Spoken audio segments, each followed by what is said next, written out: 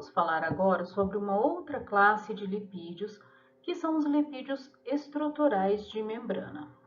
Bom, os lipídios estruturais de membrana, eles são moléculas que obrigatoriamente devem ser moléculas anfipáticas. Moléculas anfipáticas são aquelas moléculas, tal como visto em ácidos graxos, que apresentam uma parte da sua estrutura hidrofílica e uma outra parte, uma outra região hidrofóbica, e por isso ela é chamada de anfipática. Essas moléculas anfipáticas, elas podem formar três tipos de agregados principais, que é a micela, a bicamada e também a vesícula. Agora nós vamos ver em detalhes cada um desses três tipos de agregado. As micelas, elas são estruturas esféricas que contêm uma pequena quantidade desses lipídios anfipáticos e eles se dispõem tal como está mostrado aqui na imagem. Dessa forma, veja que a cauda de hidrocarboneto, que é a região hidrofóbica, ela fica disposta no interior da micela, por meio de interações hidrofóbicas que acontecem entre as caudas de hidrocarboneto. Já a bolinha aqui em rosa, que representa a cabeça polar, elas interagem entre si, por meio de interação do tipo polar. E aqui ao redor pode estar presente moléculas de água. E essa região aqui, ela exclui totalmente a água, uma vez que ela é uma porção hidrofóbica e não faz interações favoráveis com a água. Veja que as micelas, os lipídios que compõem as micelas, eles têm uma estrutura que ela é mais ou menos triangular. Por quê? A região da cabeça polar, ela contém átomos que são dispostos espacialmente de uma forma mais espalhada, gerando então uma região aqui relativamente maior em relação à cauda de hidrocarboneto. Supondo que esses lipídios anfipáticos são fosfolipídios, no caso da micela, esses fosfolipídios eles são um pouco diferentes. São fosfolipídios que apresentam uma única cauda de ácido graxo e dessa forma eles são chamados de lisofosfolipídios. Então, mais adiante nós veremos que os fosfolipídios, a maioria deles apresenta duas caudas de hidrocarboneto, de modo que as duas caudas vai conferir uma configuração um pouco diferente do que essa daqui em formato triangular. Então, preferencialmente aqui na micela, nós vamos ter a presença de lisofosfolipídios apresentando uma única cauda de hidrocarboneto. A bicamada já é um tipo de agregado que apresenta uma quantidade um pouco maior de lipídios anfipáticos. Observe também que esses lipídios anfipáticos, eles já apresentam duas caudas de ácido graxo. Isso faz com que a sua estrutura, né, ela seja mais assim, em forma de cilindro. E isso é muito importante para a formação desse tipo de agregado na forma de bicamada. Além disso, a bicamada ela é diferente da micela, porque lá nós vimos que ocorria a formação de uma monocamada lipídica. Enquanto que a bicamada ela recebe esse nome justamente porque ela tem duas camadas de lipídio. Nessas duas camadas de lipídio, em cada monocamada, os lipídios, a região hidrofóbica, que são essas caudas, fazem interação hidrofóbica entre si. E as bolinhas, que é a cabeça polar, elas estão interagindo entre si. Na outra monocamada ocorre a mesma coisa, e o que ocorre é que uma monocamada interage com a outra, também por interação hidrofóbica por meio das caudas de hidrocarboneto, formando então essa estrutura em dupla camada, que é a bicamada. Além disso aqui, nós vemos na imagem a presença de colesterol. O colesterol, nós veremos também mais adiante, é um lipídio anfipático e ele pode estar presente também em bicamadas. Por questões de termodinâmica, essas pontas dessa bicamada elas são pouco favoráveis, porque veja, elas estão expostas à água dessa forma. Então, o que acontece é que essa região ela tende a se aproximar dessa outra região, formando uma estrutura tipo vesícula, que é o próximo tipo de agregado. Ou até mesmo, se essa bicamada ela for muito extensa, pode ser formada uma estrutura que é o que acontece com as células, que é a membrana plasmática das células, ocorre também dessa mesma forma. A vesícula, ela é um tipo de agregado que é bem diferente, então, da micela, porque ela também tem uma bicamada, ela tem uma camada aqui e aqui a outra camada. Aqui não há água, não tem água, somente interação hidrofóbica, então a água não pode estar nesse interior. Aqui tem as cabeças polares expostas à água, e essa região aqui no interior dela, no interior da vesícula, ela pode conter elementos hidrofílicos, e até mesmo água. Não é nenhum problema, porque as cabeças polares é que vão interagir com esses elementos. Então, a diferença entre uma vesícula e uma membrana é a questão da dimensão. No caso da membrana plasmática, supõe-se a presença de uma bicamada mais extensa. Então, quando ocorre o fechamento dela, ocorre o fechamento de tal forma que esse interior ele tem um grande espaço para comportar todo o conteúdo das organelas celulares. E quando essa vesícula ela é bem pequena, ela também pode ser conhecida pelo nome de lipossomo.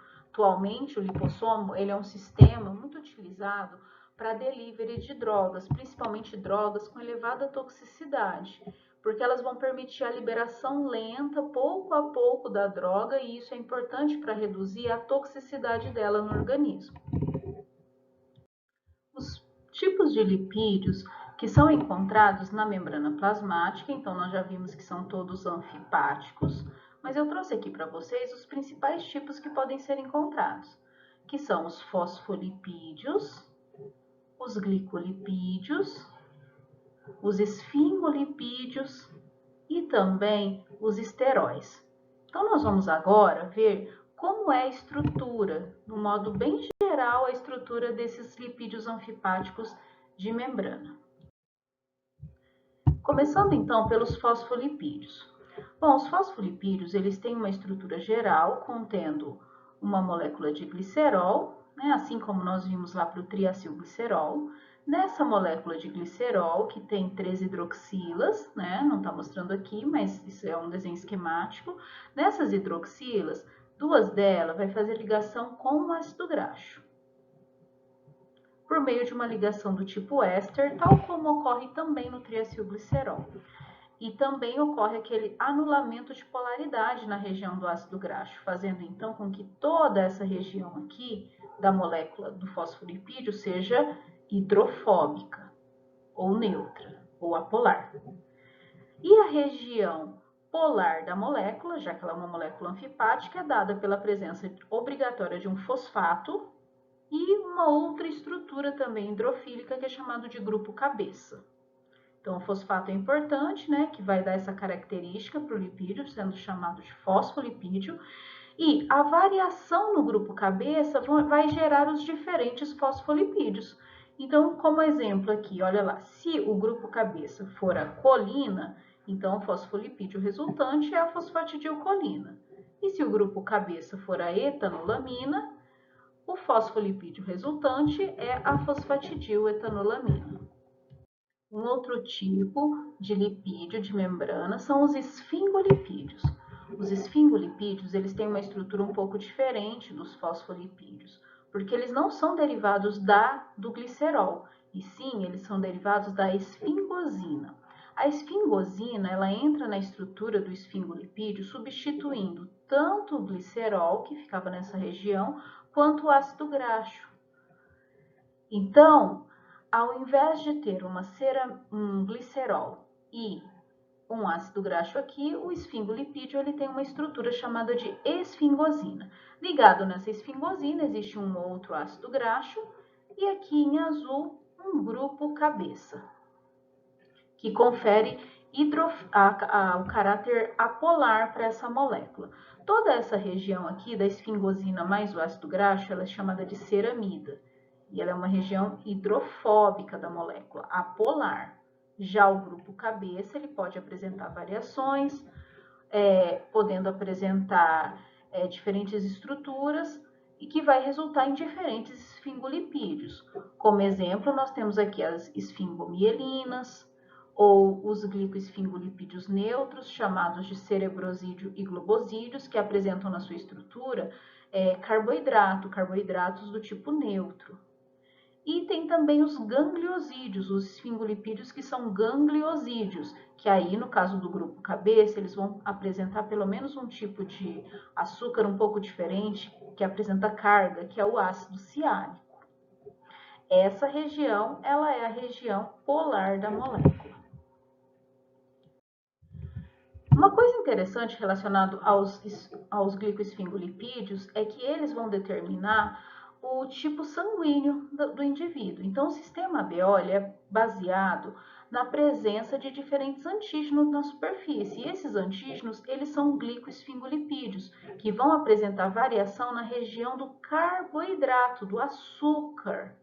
Então, veja, o antígeno O, ele apresenta então a estrutura da esfingosina ligada ao ácido graxo, que é a ceramida, e diferentes tipos de ácidos graxos, que aqui ele trouxe como formas, né? Formas e cores diferentes, representando diferentes açúcares.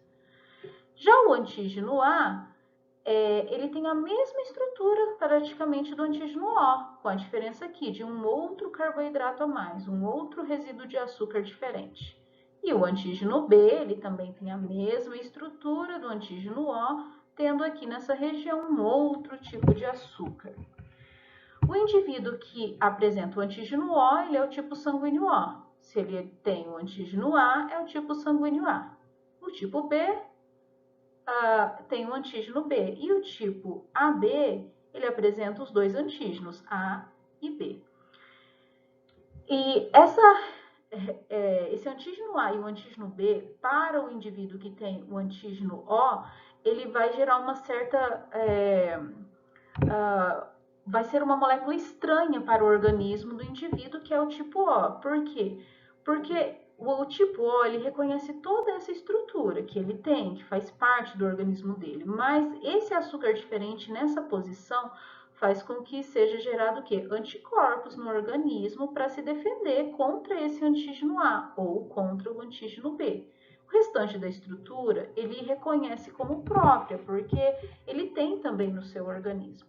Então, esses são os problemas com relação ao tipo sanguíneo, né? De não poder ter a troca do tipo sanguíneo.